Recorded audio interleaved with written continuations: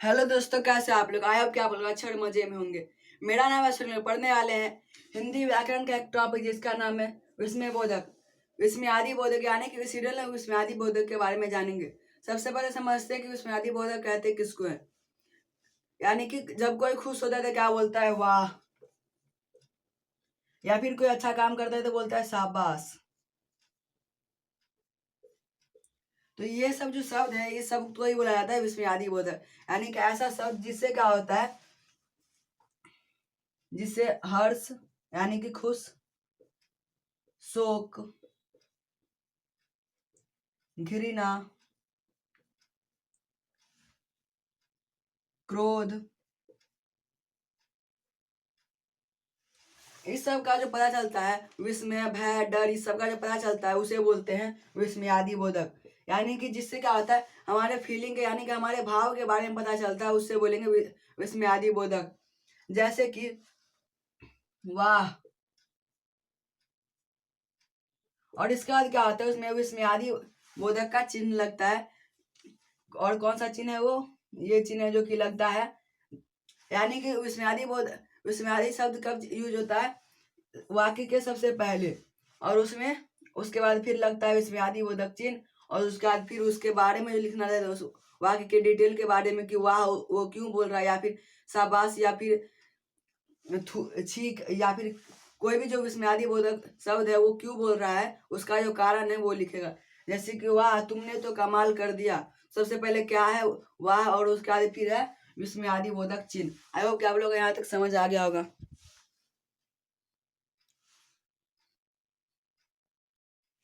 इसके बाद है विस्मयादि बोधक के जो होते हैं वो 6 भेद होते हैं। कौन कौन सा? हर्ष सूचक, शोक सूचक, घृणा सूचक, आश्चर्य सूचक, स्वीकृति सूचक और संबोधन सूचक। हर्ष सूचक यानी कि जिसमें क्या होता है, खुश, शाबाश, जैसे कि वाह, शाबाश, ये सब जो होता है ये आता है हर्ष सूचक में। यानी कि जहाँ पर खुश रहता है वहां पर और किसी को शाबाशी देता है या फिर किसी के बारे में बताता है। उसके बाद है शोक सूचक, जिसमें क्या होता है, किसी को दुख रहता है, दुखी रहता है, जैसे कि बाप रे। जैसे कि कोई डर गया तो क्या बोलता है? बाप रे। ऐसे।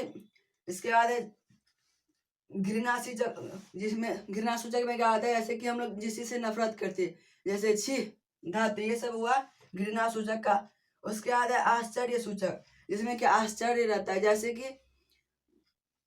कि क्या, सच, ये सब हुआ। जैसे कि क्या, सच, ये सब होता है आश्चर्य सूचक, जिसमें कि चौंक जाता है कोई भी बात सुन करके। इसके बाद स्वीकृति सूचक, इसमें कि स्वीकार करता है, जैसे कि अच्छा, वाह, बहुत अच्छा, ये सब हुआ।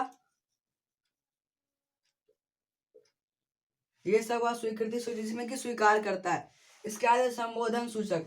संबोधन सूचक में क्या होता है, बुलाया जाता है, जैसे कि अरे, रे।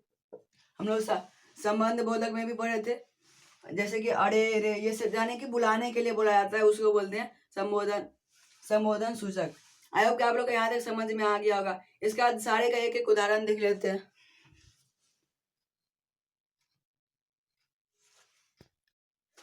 सबसे पहले हर्ष सूचक। हर्ष सूचक का उदाहरण क्या हो सकता है? इसमें आते जैसे वाह, शाबाश, इसका लिख सकते हैं शाबाश, तुमने तो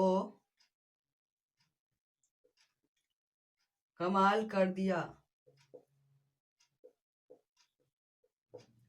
तो यहाँ पर क्या है, शाबाश आया, और इसके आगे क्या लगेगा? विस्मयादि बोधक का चिन्ह लगेगा। उसके बाद घृणा सूचक, इसमें की घृणा, जैसे कि छी, धत, जैसे कि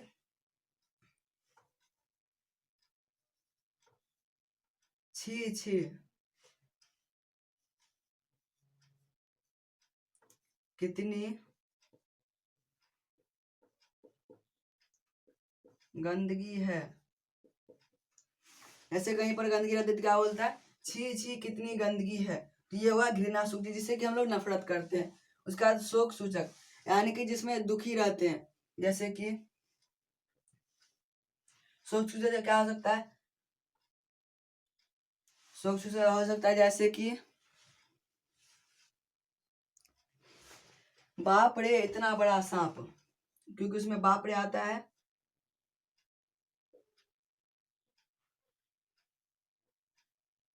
बाप रे इतना बड़ा सांप।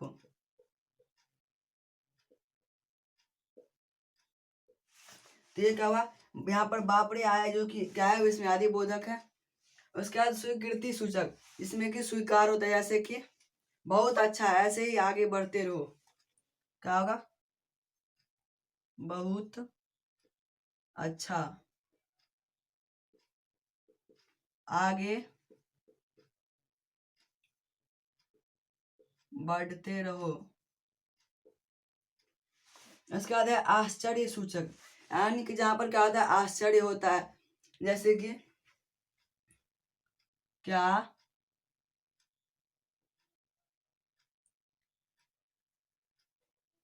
क्या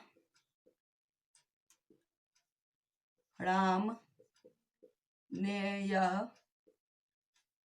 किया है।